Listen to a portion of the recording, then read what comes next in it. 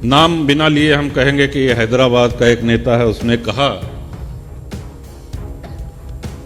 कि 15 मिनट में पुलिस हटा दो तो 15 मिनट में पता चल जाएगा। हम सभी लोगों ने ये बयान सुना हो।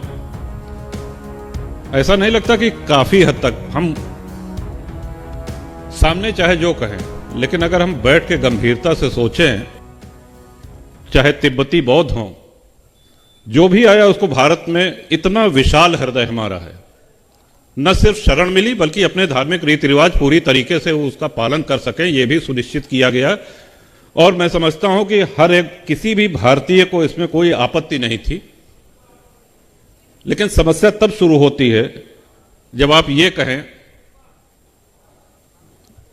कि जो मेरा ईश्वर है उसी को तुमको मानना होगा, अगर उसको नहीं मानोगे तो मौत के घाट उतार दिए जाओगे, हमले होंगे, आतंकवादी विस्फोट होंगे, वो चाहे काशी में हो, चाहे प्रयाग में हो, चाहे अक्षरधाम मंदिर में हो, चाहे भारत की संसद में हो।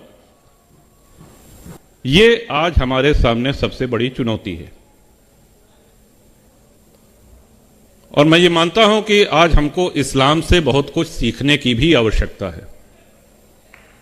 ईमानदारी से हम सोचें कि उनका अपने धर्म के प्रति जो समर्पण है, क्या हमारे अंदर है?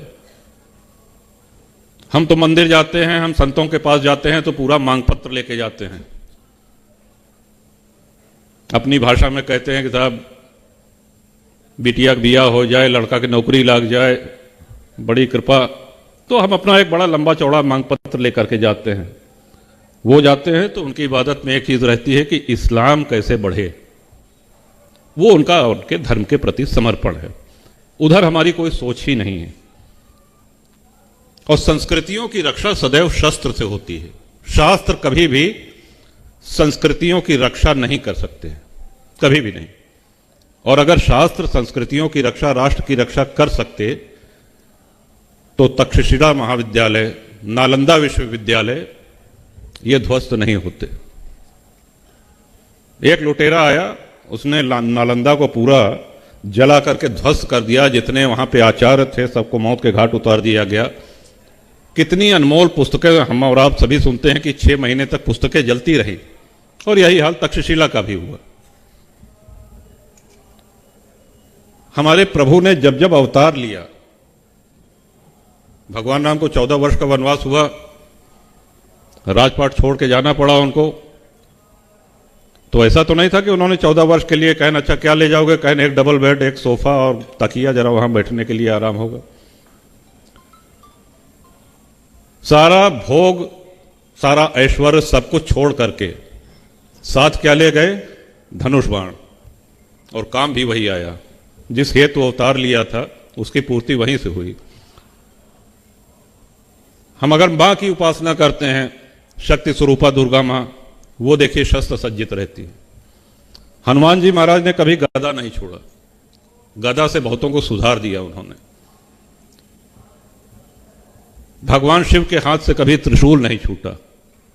हम ये तो समझें कि ये हमारे साक्षात ब्रह्म आकर के हमको कहना क्या चाह रहे हैं। ये शास्त्र ये विवेक देता है कि आप शस्त्र का उपयोग कब और कहां करें, किस पे करें। लेकिन शास्त्र कभी ये नहीं कहते कि आप शस्त्र छोड़ दीजिए, शस्त्र त्याग दीजिए। आज अगर भारत एक राष्ट्र के रूप में सुरक्षित है तो हमारे सशस्त्र बल और सेना के कारण है, जो अपने प्राणों की आहुति देकर के और हमारे देश को सुरक्षित रखे हैं। ये इसलिए नहीं है कि हमारी सबसे प्राचीन परंपरा है, सबसे प्राचीन धर्म है और हम बड़े शांति प्रेमी हैं, हम बड़े ज्ञानी हैं, हम शास्त्रों का बड़ा सम्यक अध्ययन हमने किया है, इसलिए हमारा देश सुरक्षित है। और अगर आज विश्व के उसमें देखें तो सबसे प्रत्यक्ष उदाहरण आपको इजराइल का मिलता है। इजराइल अगर आज अपना अस्तित्व बचाए हुए है, और अस्तित्व ही नहीं बचाए हुए है, अब उसके ऊपर जो हमले हो रहे हैं, जो आक्रांता हो रहे हैं, सबको मुंह तोड़ जवाब भी दे रहा है, तो वो अपने शस्त्र बल के कारण दे रहा है। हमारे सनातन धर्म में नागा अखाड़ों की स्थापना शस्त्रों के ही आधार पर हुई थी। जब औरंगजेब ने काशी विश्वनाथ मंदिर तोड़वाने के लिए पहली बार हमला किया तो हमारे नागा संतों ने ही मुगल सेना को मुंहतोड़ जवाब दिया और उनको खदेड़ दिया उल्टा। ये अलग बात है कि 5 वर्ष बाद उससे कहीं बहुत बड़ी सेना लेकर के औरंगजेब आया और वो काशी विश्वेश्वर के उस धाम को तोड़ने में सफल रहा।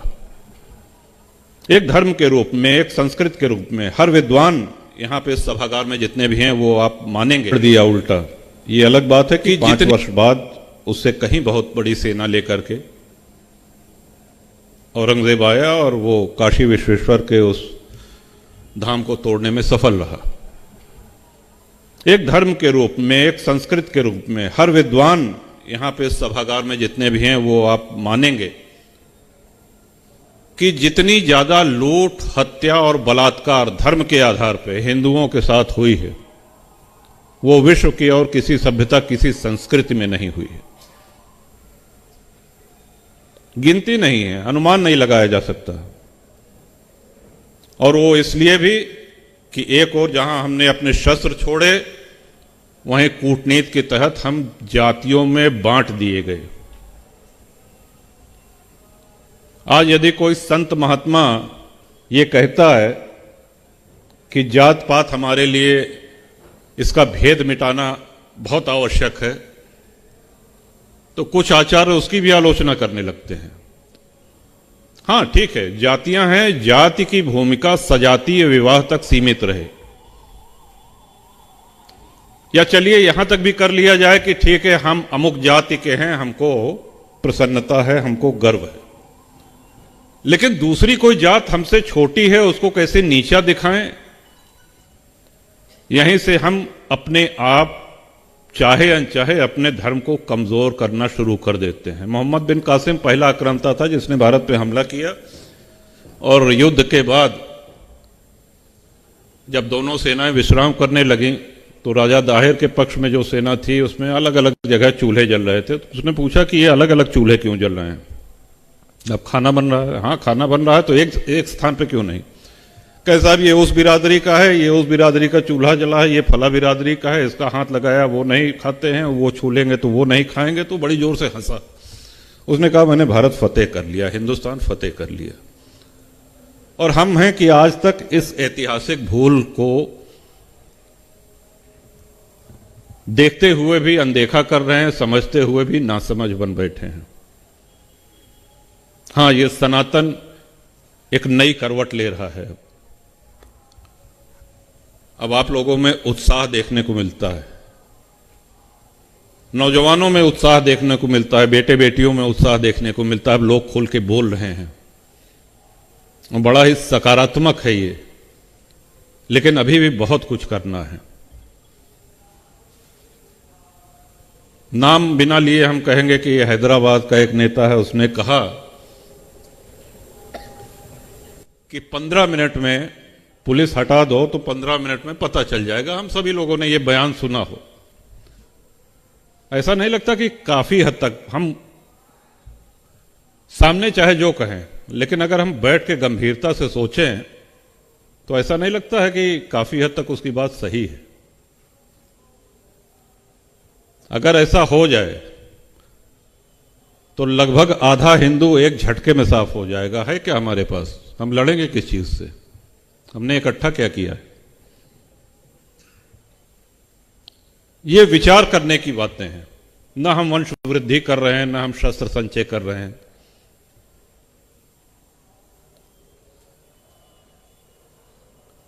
इन समस्याओं पे हमको, आपको, सबको इस कुंभ में सम्यक चिंतन करना है,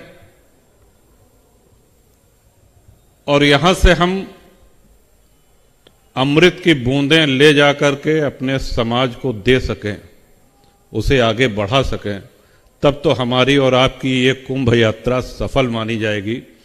नहीं तो बहुत से लोग हैं, आते हैं, स्नान करते हैं पतित पावनी गंगा माई में, संगम त्रिवेणी में, आस्था है, और आस्था ऐसी कि विश्व का सबसे बड़ा ये महापर्व है। आप देखिए कि कहां कहां से चले आ रहे हैं। अभी हम लोग आ रहे थे 20 किलोमीटर दूर से, माताएं सिर पे बोरी रख के, गठरी रख के, कहां जाना है, कहां सोने को मिलेगा, कहां भोजन मिलेगा, कोई ठिकाना नहीं है, लेकिन आस्था ऐसी चीज है कि खींची चली आ रही हैं, वृद्ध हैं, बालक हैं, सब लोग। हमारे हिंदू धर्म में आस्था की कमी नहीं है। महाकुंभ मेला में आपका स्वागत। इस हिंदू धर्म में, हमारे सनातन धर्म में आस्थावानों की भी कमी नहीं है, बस उस आस्था को एक दिशा देनी है। हम मंदिर जाएं, हम संतों के दर्शन करें, हम बोलें, तो एक ये विचार अवश्य रहे कि इससे हमारे धर्म का क्या भला होगा, क्या हमारा सनातन इससे मजबूत हो रहा है या नहीं, या हम उसमें कुछ योगदान अपना दे पा रहे हैं या नहीं। निजी पुण्यार्जन करना ठीक है, बहुत अच्छी बात है, सात्विकता बहुत अच्छी बात है, लेकिन ऐसा नहीं कि वो कहे साहब वो 12 ज्योतिर्लिंग के दर्शन कर लेहन, कहन अब चारों धाम कर लेहन, कहें साहब अब लहसुन प्याज छोड़ दे हैं, बड़ी अच्छी बात है। कहन अब क्या करता है, कहन अब दिन में साहब एक बार भोजन करे थे, अच्छी बात है, लेकिन ये आपका निजी कर्मकांड हुआ, इससे धर्म का क्या भला हो रहा है। आज बहुत बड़ी चुनौतियों के सामने हमारी ये सबसे पुरानी सभ्यता, सबसे पुरानी संस्कृति, सबसे पुराना धर्म आज खड़ा हुआ है। भारत के अलावा और हमको कहीं कोई आश्रय देने वाला नहीं है पूरी दुनिया में। जिन लोगों ने भारत में शरण ली, हम कहते हैं, एक बार फिर अपनी वही बात दोहरा रहे हैं कि बिना पाकिस्तान, अफगानिस्तान के इस्लाम की कल्पना की जा सकती है, अमेरिका, फ्रांस और इंग्लैंड के बिना ईसाइयत की भी कल्पना की जा सकती है, लेकिन बिना भारत के हिंदुत्व की कल्पना ही नहीं हो सकती। ये दोनों एक दूसरे का पर्याय है, और हमारे आपके पास अब दूसरा कोई स्थान, दूसरा कोई जगह, दूसरी कोई शरण ये नहीं है। और ये भी याद रखिए कि जितने लोग धर्म परिवर्तन किए हैं, जो आस्थाहीन थे, जो लोभी थे, जो कायर थे, उन्होंने सनातन को छोड़ करके धर्मांतरण कर लिया। जो त्यागी थे, बलिदानी थे, आस्थावान थे, वीर थे, हम सब लोग उनकी संतानें हैं। तो हमारे खून में तो तेजी है ही है उनसे अधिक। पाकिस्तान के हिंदू भाई बहुत से ऐसे हैं, आना चाह रहे हैं, एक अनवरत 22 वर्ष से उस कार्यक्रम में हम लोग लगे हैं, कितनों को ले आ पाए हैं ये एक अलग विषय है। जिस नारकीय यातना की वो चर्चा करते हैं कि किस हाल में हम लोग, कि हमारे माता पिता के सामने बच्चियों का बलात्कार होता है और उनसे कहा जाता है कि देखो, आप कल्पना नहीं कर सकते कि किस स्थिति में वहां पे। और जब वो लोग आते हैं तो कहे साहब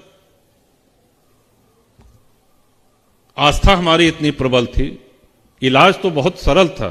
हमने पूछा क्या इलाज, कहे साहब कलमा पढ़ लेते सारी समस्या खत्म हो जाती। लेकिन हमारी ईश्वर में, हमारी सनातन में जो आस्था है, उसके कारण हम पीढ़ियों से झेल रहे हैं, भोग रहे हैं। बहुत ही नारकीय स्थिति है। अभी बांग्लादेश में हम सब लोगों ने, तो हमको, हमारा सुझाव आपको यह है कि शास्त्रों का, वेदों का, उपनिषद का अध्ययन बिल्कुल आवश्यक है, होना चाहिए, लेकिन हम धर्म हित में मुखर होकर के बोलना शुरू करें। आज बहुत से ऐसे साधन हैं, इलेक्ट्रॉनिक मीडिया है, ये ट्विटर, एक्स, कई सोशल मीडिया के प्लेटफॉर्म हैं जहां हम अपनी बात खुल के कह सकते हैं, मुखर तरीके से रख सकते हैं। हम 4 लोगों के बीच में बैठे तो तार्किक